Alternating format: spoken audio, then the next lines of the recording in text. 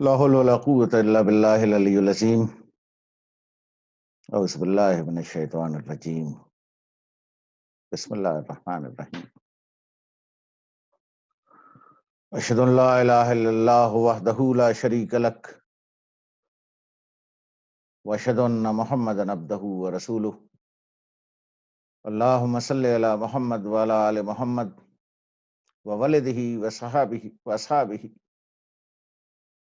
اجمعین کلہم رضی اللہ عنہم ورضوا عنہ رضی اللہ عنہم ورضوا عنہ۔ یہ قرآن مبارکہ کے الفاظ ہیں۔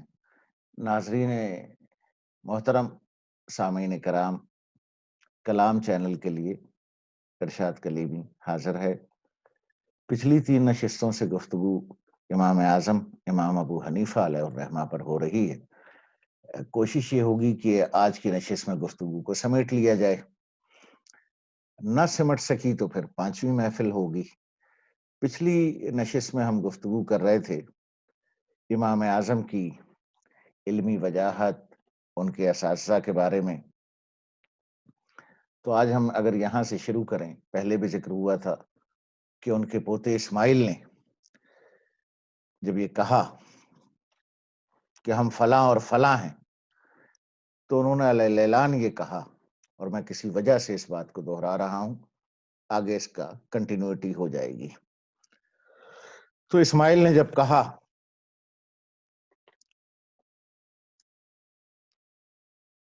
کہ ہم لوگ نسل فارس سے ہیں اور کبھی کسی کی غلامی میں نہیں آئے، ہمارے دادا ابو حنیفہ سن 80 ہجری میں پیدا ہوئے، ان کے والد ثابت کو حضرت علی کی خدمت میں پیش کیا گیا، اور سیدنا علی مرتضیٰ نے نعمان بن ثابت اور ان کے خاندان کے حق میں دعائے خیر کی۔ ہمیں یہ یقین ہے کہ وہ دعا بے اثر ثابت نہیں ہوئی۔ یہ علمی وجاہت میں اس کا ذکر کرنا چاہ رہا تھا۔ پھر اگر ہم یہ بات کریں کہ امام اعظم کے اصول و عقائد کیا تھے، اس پہ بڑی تنقید کی گئی ہے۔ یہ بات ہم سن چکے کہ عباسی خلیفہ ابو جعفر منصور نے کیا پوچھا تھا کہ تم نے کن کن صحابہ سے نہیں، کن کن صحابہ کا علم حاصل کیا؟ تو حضرت نعمان بن ثابت علیہ الرحمہ نے بتا دیا تھا کہ ان 4 صحابہ کا علم حاصل کیا ہے۔ اصول و عقائد میں امام کا جو معاملہ تھا، قرآن، حدیث اور صحابہ کے قول سے باہر نہ جاتے۔ الفاظ یہ ہیں کہ قرآن و حدیث اور صحابہ کے قول سے باہر نہ جاتے، اور کسی تابعی کا اتباع لازم نہ جانتے، خود بھی تابعی تھے بلکہ اجتہاد کرتے۔ شیخین کو تمام صحابہ سے افضل سمجھتے۔ شیخین کنہیں کہتے ہیں؟ خلیفہ اول حضرت ابوبکر صدیق رضی اللہ عنہم اور خلیفہ ثانی سیدنا عمر بن الخطاب رضی اللہ عنہم کو شیخین کہا جاتا ہے۔ تو شیخین اس بات کے ان کے عقیدے میں دوسری بات یہ تھی کہ وہ شیخین کو تمام صحابہ سے افضل جانتے۔ باقی جو 2 خلفائے راشدین ہیں، سیدنا عثمان ذی النورین رضی اللہ عنہم اور سیدنا علی مرضی رضی اللہ عنہم، ان کو ختمین کہا جاتا ہے۔ تو حضرت امام ابو حنیفہ شیخین کو تمام صحابہ سے افضل سمجھتے تھے اور ختمین سے عقیدت رکھتے تھے، محبت کرتے تھے، تقدیر کے قائل تھے۔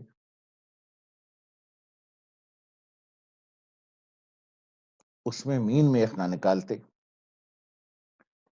اپنے زمانے کے سب سے بڑے عالم،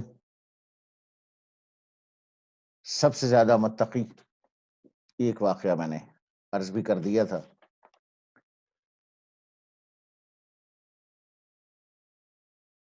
امام کا ایک اور عجیب معاملہ،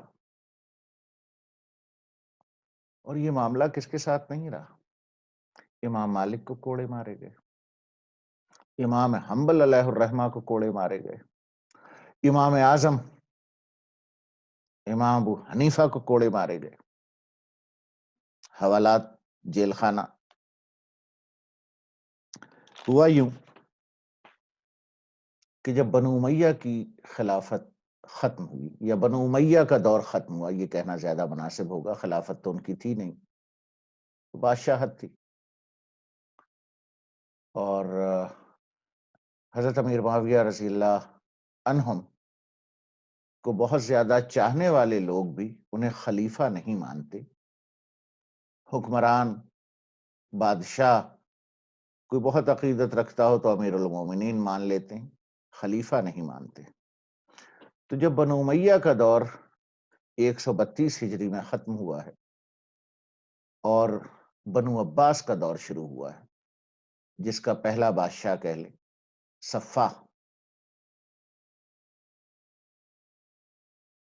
صفا کے بعد اس کا بڑا بھائی ابو جعفر منصور۔ تو 132 ہجری میں بنو امیہ کا خاتمہ ہوا، 132 ہجری میں بنو عباس آئے، اور 136 ہجری کے آس پاس صفا کا انتقال ہوا، صرف 36 سال کی عمر میں۔ پھر اس کا بڑا بھائی ابو جعفر منصور خلیفہ بنا۔ تو اس دور میں اہل بیت یعنی شیعان علی رضی اللہ عنہم، ان کا اور بنو عباس کا جو معاملہ تھا حق خلافت پر، کئی لوگوں نے خروج کیا۔ محمد بن حنفیہ علیہ الرحمہ اور حضرت ابراہیم اور محمد بن اور نفس زکیہ سے چونکہ امام کا تعلق ہے، اس لیے میں صرف ان دو کو ہی منشن کروں گا۔ سو ابو جعفر منصور جب اس کے بقول، چونکہ یہ گفتگو کسی اور راستے پہ نکل جائے گی، اس لیے میں کہنا نہیں چاہتا کہ صفا نے کیا کہا تھا، اور جب اس نے 3 دفعہ قسم کھا کر اہل بیت کہیے، شیعان علی کہیے، ان کا قتل عام کیا، جب اس نے قسم کھا کے کہا کہ اور ان لوگوں نے اپنا خون ہم پر مباح کر لیا ہے، اور پھر قتل عام ہوا۔ سو وہ ایک الگ گفتگو ہے، لیکن چونکہ امام کا اس سے تعلق ہے، اس لیے میں نے ہلکا سا ذکر کر دیا ہے۔ تو جب ابو جعفر منصور کے نزدیک وہ اہل بیت اور ان کے خروج، وہ نفس زکیہ کا ہو یا ابراہیم کا ہو، اس سے نبٹ چکا، تو پھر وہ دوسرے راستے پر چڑھا۔ اس سے پہلے جب یہ بنو عباس نئے نئے تھے، سو اور کوفہ جو حضرت علی کرم اللہ وجہہ کا کیپٹل رہ چکا تھا، وہ سنبھالا نہیں جا رہا تھا ان سے۔ تو پھر یزید بن عمر کو جب کوفہ کا گورنر لگایا گیا کہ کسی طرح سیاسی شورش پر قابو پایا جائے، تو یزید بن عمر نے یہ سوچا کہ یہ علماء، جو کوفہ علماء کا مسکن ہے، جب تک علماء کو قابو نہیں کیا جائے گا یا انہیں لالچ اور اقتدار کے ذریعے اپنے پاس نہیں شامل کر لیا جائے گا، اپنے ساتھ نہیں ملا لیا جائے گا، تو بات نہیں بنے گی۔ اس نے امام کو بلوایا اور ان سے یہ کہا کہ وہ انہیں میر منشی اور میر خزانہ، یعنی آج کی زبان میں کیبنٹ منسٹر اور فائنانس منسٹر لگانا چاہ رہا ہے۔ تو امام نے انکار کیا، بہت شدت سے انکار کیا، جس کی وجہ سے اب پورا پس منظر میں یہاں بیان نہیں کر سکتا، وقت نہیں ہے، کہ وہ یہ چاہ رہا ہے کہ سیاسی شورش اس وقت تک نہیں رفع ہوگی جب تک علماء کو قابو نہ کر لیا جائے کوفہ کے، اور کوفہ میں شیعان علی رضی اللہ عنہم کی بہت بڑی تعداد، اور پھر امام اعظم کے 2 استاد، ان کے اصل استاد حضرت علی کرم اللہ وجہہ کے بیٹے سیدنا حسین کے بیٹے علی بن حسین یعنی امام زین العابدین اور امام زین العابدین کے بیٹے امام باقر، یہ ہیں حضرت ابو حنیفہ کے استاد. اور پھر امام باقر کے بیٹے امام جعفر امام اعظم کے استاد. اسی لیے امام اعظم پہ ایک اور پھر ان کی اہل بیت سے محبت، پھر سیدنا علی مرتضی کی دعا، حضرت ثابت یعنی نعمان بن ثابت یعنی امام اعظم امام ابو حنیفہ کے والد کو حضرت علی کی دعا، ان سب امور نے مل ملا کر، اور امام ابو حنیفہ علیہ الرحمہ کی محبت اہل بیت سے، اور نفس زکیہ کیا نام، انہوں نے جب خروج کیا ہے، ان کی جنگی مہارت، جنگ اہل بیت کا شیر. امام نے انہیں خط بھی لکھا، مالی امداد بھی دی. نفس زکیہ اور ابراہیم دو لوگوں سے ان کا کہ جی بنو عباس کا کہ یہ ان کو سپورٹ کرتے ہیں. یہ سب تو اس پس منظر میں جب یزید بن عمر نے کہا کہ جی آپ میر منشی اور فائنانس دو شعبوں، امام نے انکار کیا، تو وہ غصہ کہ کوفہ کسی طرح قابو نہیں آ رہا ہے، پھر امام کو کوڑے مارے گئے. یہ دور بھی چلا گیا. نفس زکیہ کی شہادت کے بعد حضرت ابراہیم کا دور آ گیا. حضرت ابراہیم کی بغاوت میں بھی، خروج میں بھی امام نے اہل بیت کا ہی ساتھ دی. تو بنو عباس کا خاصا غصہ تھا امام اعظم امام ابو حنیفہ علیہ رحمہ کے اوپر. اس قصے کو ہم آگے بیان کریں گے امام کے انتقال تک. اس سے پہلے اگر ہم یہاں سے شروع کریں کہ جیسے یہاں سے دوبارہ ہم واپس جائیں علمی وجاہت پر، کہ امام نے اپنے علم کلام کا ذکر کیا، پھر وہ فقہ کی طرف منتقل ہو گئے. کیوں؟ خود فرماتے ہیں کہ امام کے زمانے تک احادیث مبارکہ کے الفاظ محفوظ ہو چکے تھے.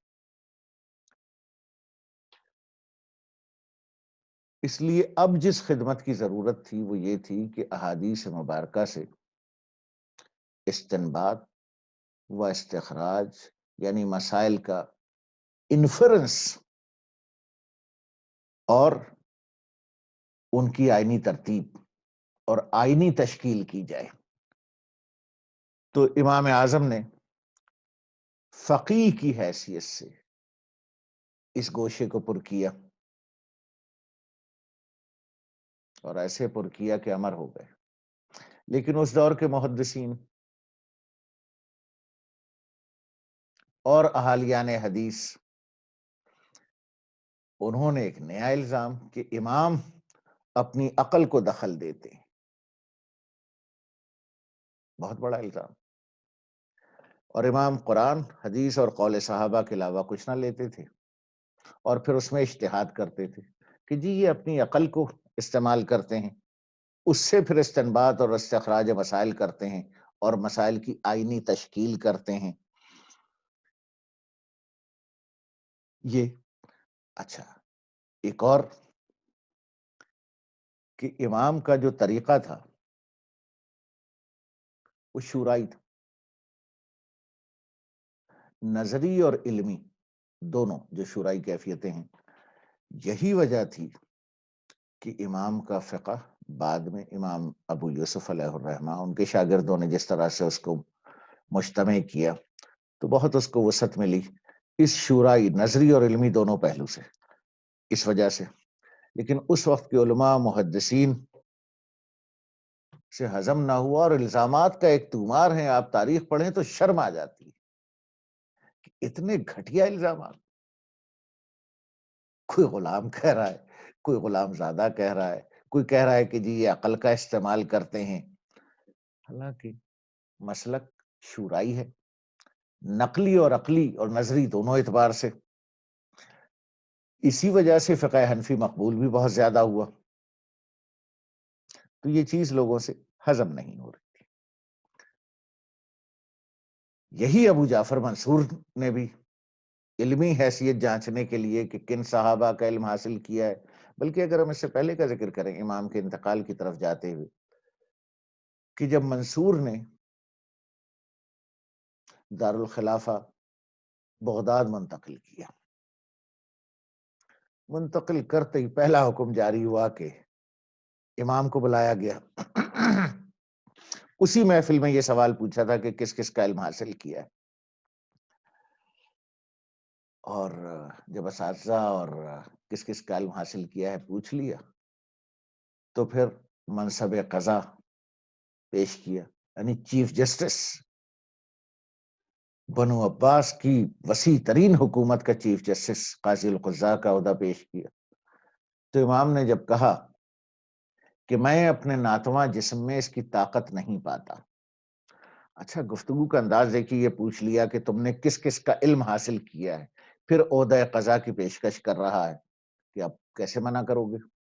تو امام نے جب یہ کہا کہ میں اپنے ناتواں جسم میں اس کی طاقت نہیں پاتا، تو ابو جعفر منصور نے کہا تم جھوٹ بول رہے ہو۔ تو امام نے فوراً کہا، علم الکلام کے ماہر تھے، کہ اب تو میں اس عہدہ قضا کے لیے بالکل غیر مناسب ہوں، کیونکہ میں جھوٹا بھی ہوں، اور قاضی کے عہدے کے لیے جھوٹ تو روا نہیں۔ آج کسی کو چیف جسٹس لگانے کی پیشکش کر دی جائے تو وہ کس طرح قبول کرے گا؟ جی ہم یہ گفتگو نہیں کرتے، ہم امام کی بات کر رہے ہیں، بنو عباس کا چیف جسٹس۔ تو امام نے کہا اب تو میں بالکل نہیں لگ سکتا کہ میں جھوٹ بول رہا ہوں آپ کے بقول۔ تو امامین کی شان، امام کو جیل بھجوا دیا گیا۔ غصہ یہ تھا کہ جب تک کہ علماء اور امام ابو حنیفہ قابو نہیں آتے تو ہم شیعان علی کا اور اہل بیت کا بندوبست تو کر چکے ہیں، ان کے حامیان کا بندوبست اصل میں وجہ یہ تھی۔ جیل بھیج دیا گیا۔ جیل میں بھی جس طرح لوگوں کا ازدحام امام کی طرف رہا، لوگ وہاں بھی مسائل پوچھنے جاتے تھے، وہاں بھی درس ہوتا تھا، سو مچ سو کہ ابو جعفر منصور کی بیگم وہ بھی مسائل پوچھتی تھی، خود ابو جعفر منصور انہیں قید خانے سے نکلوا کر علمی بحث و گفتگو کرتا تھا۔ جب تنگ آ گیا تو اسی ابو جعفر منصور نے امام کو زہر دلوایا۔ جب امام کو اندازہ ہوا کہ زہر دے دیا گیا ہے تو امام نے سجدہ کیا، اور بڑا مشہور جملہ ہے، سجدہ کیا اور کہا اے اللہ تیرا بندہ نعمان حاضر ہے، اور جان دے دی۔ نماز جنازہ ہوئی۔ اس وقت دنیا کی آبادی، شہروں کی آبادی، پہلی نماز جنازہ میں 50,000 لوگ، 6 دفعہ نماز جنازہ پڑھنی پڑی، اور امام اپنی زندگی میں فرما گئے تھے کہ خیزران کا مقبرہ مجھے ایک ایسی جگہ لگتا ہے کہ جس پر اللہ کی خفگی نہیں، تو مجھے وہیں تدفین کرنا۔ تو خیزران کی قبر کے ساتھ امام کی تدفین کی گئی، وہیں آج امام کا مقبرہ ہے۔ ان کے انتقال پر امامین عصر نے، علماء کرام نے جو کچھ کہا، ایک جملے میں، کہ امام کو غسل دھونے والے نے کہ تم نے اپنا ثانی نہیں چھوڑا، نہلاتے جاتے تھے، روتے جاتے تھے، کہتے علم ڈوب گیا، علم کا انتقال ہو گیا، علم کا سورج غروب ہو گیا۔